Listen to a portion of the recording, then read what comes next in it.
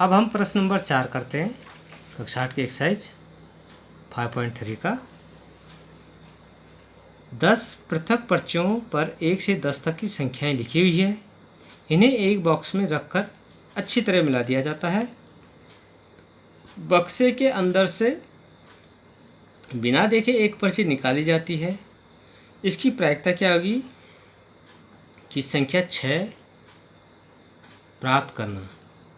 तो देखिए, 1 से लेके अगर पर्चियां हैं 10 तक की, तो इस तरह से मैं मान लेता हूं कि इस तरह से ये पर्चियां हैं।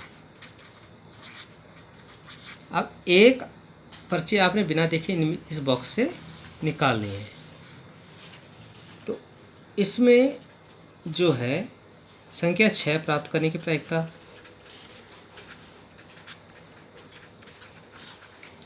जो प्राप्त करने की जो प्रायिकता होगी वो क्या होगी। देखिए, 6 आप जब निकालेंगे तो उसके कितने संभव परिणाम है, तो 1 है केवल, ठीक है। और कुल कितने हैं परिणाम, 10। तो संख्या 6 प्राप्त करने की जो प्रायिकता होगी वो क्या होगी, 1/10। दूसरा है 6 से छोटी संख्या प्राप्त करने की प्रायिकता, 6 से छोटी संख्या प्राप्त करने की प्रायिकता।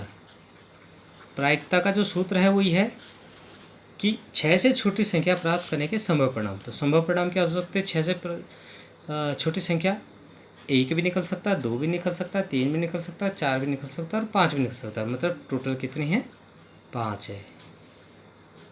और कुल परिणाम कितने हैं, 10 है। तो ये हो जाएगा 1/2।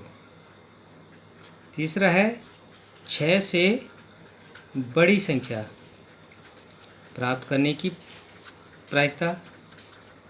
आप जब 6 से बड़ी संख्या प्राप्त करना चाहेंगे तो देखिए 7 भी आ सकता है, 8 भी आ सकता है, 9 भी आ सकता है, 10 भी आ सकता है। मतलब कुल जो है 4 है इसके संभावित परिणाम है। और कुल परिणाम कितने हैं, 10 है, जिसमें से हम निकाल रहे हैं। तो 4/10 इसकी प्रायिकता हो जाएगी। इसको अगर हम सरलतम रूप में लिखें तो 2 दूनी 4, 2 पंजे 10। तो आंसर हो गया 2/5। एक अंक की संख्या प्राप्त करने की प्रायिकता। अब इसमें हम ध्यान देंगे कि एक अंक की कितनी संख्याएं हैं। तो हम देख रहे हैं एक अंक की संख्या है 1 2 3 4 5 6 7 8 9।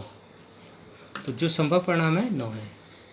और कुल परिणाम कितने हैं जिनसे हम इन संख्याओं को निकालते हैं वो है 10। तो ये हो जाएगा 9/10। तो यह हो गया आंसर। तो हमेशा ध्यान रखेंगे इसमें जो कुल परिणाम कितने हैं जिनसे हम संख्या निकाल रहे हैं कितने हैं, 10 है।